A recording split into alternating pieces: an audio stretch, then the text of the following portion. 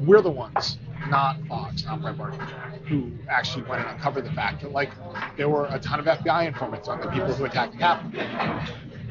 That was us, not the right-wing guys. There were a ton of FBI informants on the people who attacked the Capitol. There were a ton of FBI informants on the people who attacked the Capitol. Hey, all you weird right-wing conspiracy theorists, guess what? The New York Times just shot down your far-out conspiracy theory about Ray Epps being a federal informant on January 6, 2021. And we know that this theory has been shot down completely because the New York Times, I mean, come on. If they say it's a wacky conspiracy theory that's been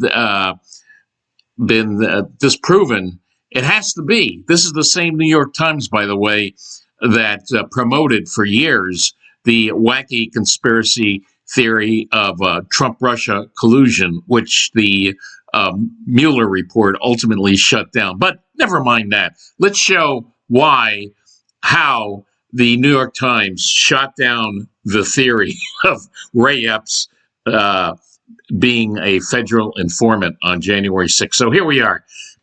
New evidence. Oh, my God. New evidence undercuts January 6th instigator conspiracy theory. Recordings released to defense lawyers directly challenge assertions by prominent Republicans that an Arizona man named Ray Epps was a federal informant and helped start the Capitol riot. So let's go down to the story by Alan Feuer, and here it is.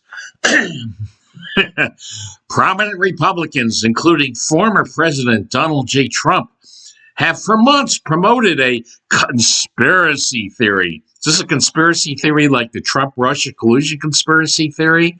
That I'm old enough to remember that the Hunter Biden laptop, the authenticity of it was just a conspiracy theory. But never mind. Let's go here. Have for months that an Arizona man named Ray Epps was a federal informant who helped to instigate the attack on the Capitol on January 6, 2021. The claims made in congressional hearing rooms, on Fox News, and at Mr. Trump's political rallies have largely been based on a video taken. Remember, folks, one video. That's what they're saying. A video taken just before the violence erupted at the Capitol, showing Mr. Epps at the barricades outside the building, whispering into the ear of a man named Ryan Samsel. Within moments of a brief exchange, Mr. Samsel, a Pennsylvania barber, can be seen moving forward and confronting the police at what amounted to the tipping point of the riot. Despite lacking proof for their claims, many Republicans have surmised that Mr. Epps instructed Mr. Samsel to antagonize the officers. They've also pushed the notion that because Mr. Epps has not been arrested, he must have been working for the government. But for more than a year, well before the name Ray Epps was widely known in right-wing circles, you know where this author's coming from when he says right-wing circles, federal authorities have had information from both him and Mr. Samsel suggesting that he was not a government agent and did not encourage the younger man to engage with the police that day. Oh, I see. Ray Epps said that he wasn't a federal informant. Case closed, you vicious, idiotic right-wing conspiracy theorist. Ray Epps said he was not a federal informant. So guess what? He's not a federal informant. Case closed. Well, let's go on. This is too funny. Just 2 days after the attack, when Mr. Epps saw himself on a list of suspects from January 6th, he called the FBI tip line and told investigators that he had tried to calm Mr. Samsel down when they spoke. According to 3 people who have heard a recording of the call. Oh, so so wait a minute. The New York Times isn't even hasn't even heard the recording of the call. It's according to 3 people that heard the recording. Okay. Mr. Epps went on to say that he explained to Mr. Samsel that the police outside the building were merely doing their jobs, the people said. Then, in late January of last year, in an interview with the FBI, Mr. Samsel said much the same thing, telling investigators that a man he did not know came up to him at the barricades and suggested he relax, according to an interview obtained by the New York Times. He came up to me and said, "Dude," his entire words were, "relax, the cops are doing their job," Mr. Samsel said. The theories surrounding Mr. Epps have been debunked. Yeah, they love this word, debunked. Yeah, the Hunter Biden laptop theory has been debunked. No, sorry, don't think so. You know what's been debunked? Your Trump-Russia collusion theory. But let's go on. The theories surrounding Mr. Epps have been debunked most notably after he spoke last year to investigators working with the House Select Committee examining the January 6th attack. Yeah, you know what? That's interesting. They talk about this being debunked because Mr. Epps talked to the House committee, January 6th committee, and yet where's the transcript? Where's the recording? Where is the recording? Where's the transcript? Now, the chairman, I believe Benny Thompson, he said that sometime in the future, this is honest, you got to check this out. The chairman of the January 6th committee said, sometime in the future, like careful after the election, maybe the Ray Epps testimony will be released. Yeah, really? So if it's been debunked, why not just release it now? Where is it, Mr. Thompson? Okay, so back to this. This is weird.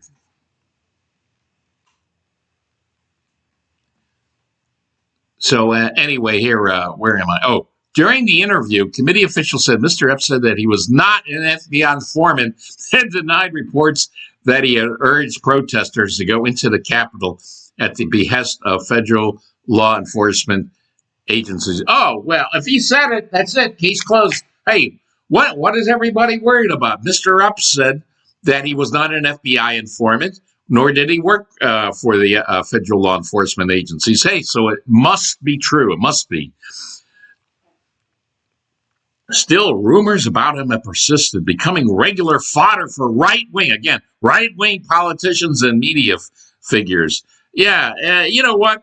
Here's the thing. You notice how they're concentrating on that one little whisper that Ray Epps did? There's a little more to it. In fact, here's Ray Epps. Let's get more into Ray Epps here. Here he is on January 6th, urging people on into the Capitol. You got to go into the Capitol, over and over. We have a lot of video of Ray Epps, and it's just not that the little whispering scene is. That's only one small part of it. Here's Ray Epps on January 6th. Maybe he might be the most prominent person out there urging people to go into the Capitol. Take a look.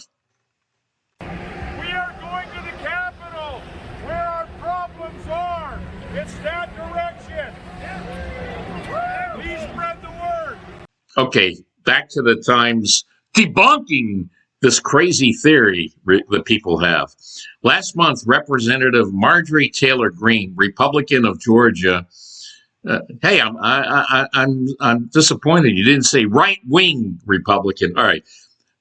Last month, Representative Marjorie Taylor Greene, Republican of Georgia, mentioned Mr. Epps and his supposed role in fomenting the Capitol riot during a hearing in Atlanta held to determine whether or not she should be labeled an insurrectionist and barred from office under the Constitution. The recordings of Mr. Epps and Mr. Samsel were released by the government last week as a discovery disclosure to scores of defense lawyers representing people charged with crimes in connection with the Capitol attack. Really, the Capitol attack took place, what, 1 year, 4 months ago, something like that? One year, 4 months ago, so 16 months. That it's taken that long? It's taken that long to release? And by the way, are there any other recordings of Mr. Epps, as he's called, that have been released to the defense lawyers? Come on. This is just weird. Yeah, 16 months. People rotting in jail takes 16 months. A spokesman for the Justice Department declined to comment on why prosecutors have held on to the material so long and decided not to make it public. Yeah, yeah. I guarantee you, if they could have proved for sure that Ray Epps was not a federal agent, they would have released it like a year ago. But this is suspicious. Right-wing chatter about Mr. Epps, who is 60 and runs a wedding and event venue in Queen Creek, Arizona, began last spring after videos of him at a pro-Trump rally in Washington started to circulate online. Aside from the clip with Mr. Samsel, Mr. Epps was caught on video standing in a crowd of Trump supporters on the night of January 5th, urging his compatriots to go into the Capitol the next day. Here's what the New York Times very conveniently left out. What was the reaction of the people listening to Mr. Epps? What did they immediately peg him as? He was so over the top. How did the people in the crowd react to Mr. Epps? Hey, let's take a look. Tomorrow, we need to go into the Capitol. Into the Capitol. What? No! Peacefully. Fed. That's right. Fed. Yeah, that's not in the New York. You don't see that in the New York Times report here. They conveniently left it out. By the way, they acting like there was the Mr. Epps talking to the Samsel and that's it. No, there's a lot of other videos. In fact, Mr. Epps is like the Forrest Gump of the January 6th. The guy's all over the place, and always at the center of things too, especially urging people on. So it's not a peripheral character whatsoever. At a hearing in October, Representative Thomas Massey, a Republican of Kentucky, showed the clip of Mr. Epps encouraging the crowd and using it to question Attorney General Merrick Garland about whether federal agents had acted as agitators on January 6th. The FBI could have answered that. In fact, here's Ted Cruz asking a representative of the FBI, an FBI official, whether the FBI had undercover agents on January 6th. I want to turn to the FBI. How many FBI agents or confidential informants actively participated in the events of January 6th?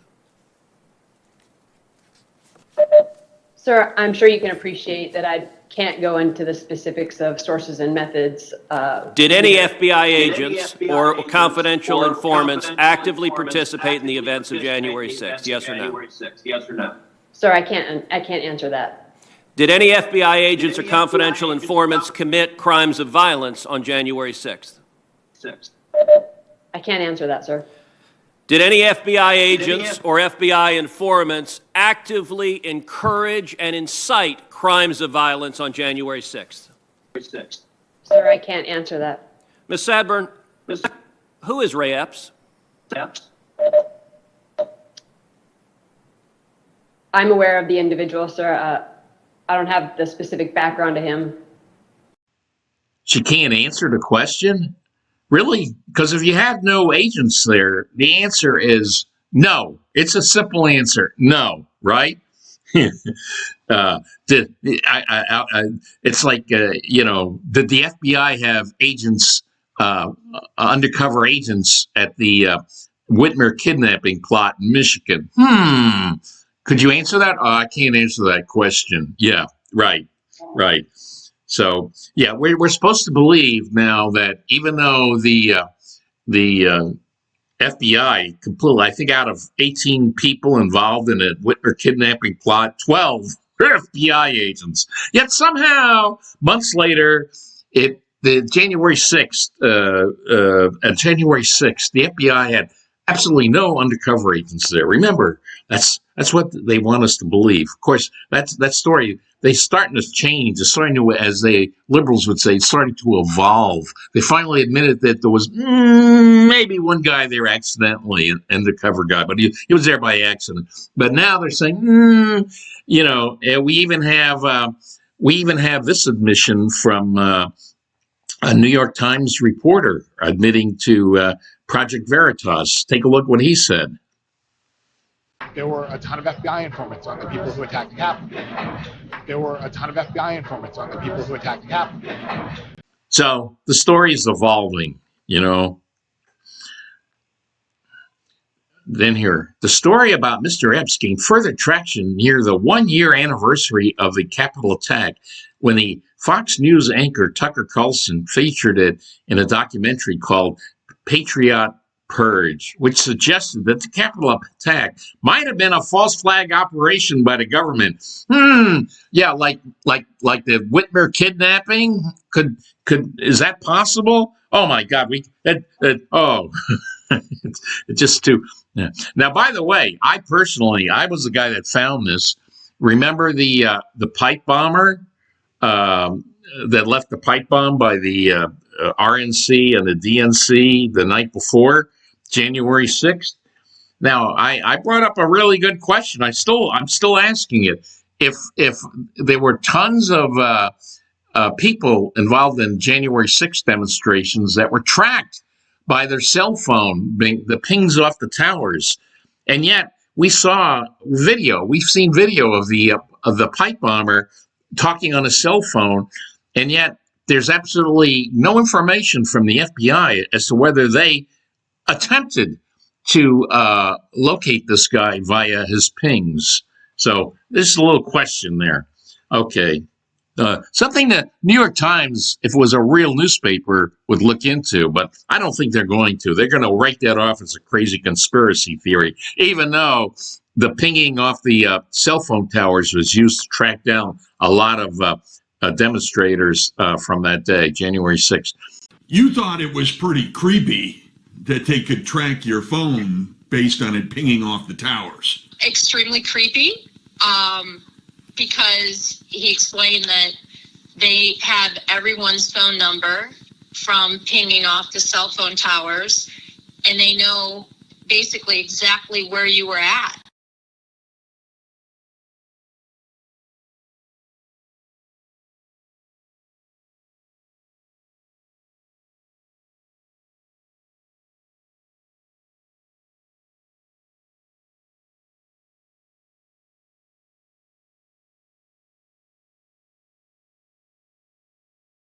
Not long after questions about Mr. Epps were raised again at a Senate hearing, this time by Senator Ted Cruz, Republican of Texas. Yeah, I'm sorry, I can't answer that question. Sorry, I can't answer that. Why not? Why can't you answer that? There's a lot of questions here. Why can't the January 6th committee release either the recording of that would be the best thing, either a recording of Ray Epps' testimony or a copy, a transcript of the testimony. No, they have to wait sometime in the future, Mr. Benny Thompson said. There are a lot of people who are understandably very concerned about Mr. Epps, he said. Yeah. According to people who have heard the recording of Mr. Epps, he told the FBI during his call that instigators might have been in the crowd. Oh, now we're getting a little bit of admission here. Instigators might have been in the crowd, not him, of course, outside the Capitol on January 6th. But he explained that he was not one of them and did not suggest that anyone who might have encouraged the mob that day was working for the government. Yeah, we got to believe him, Mr. Epps, because Mr. Epps said so. There were a ton of FBI informants on the people who attacked the Capitol. There were a ton of FBI informants on the people who attacked the Capitol. Tomorrow, we need to go into the Capitol. Into the Capitol. What? No! Peacefully. Fed.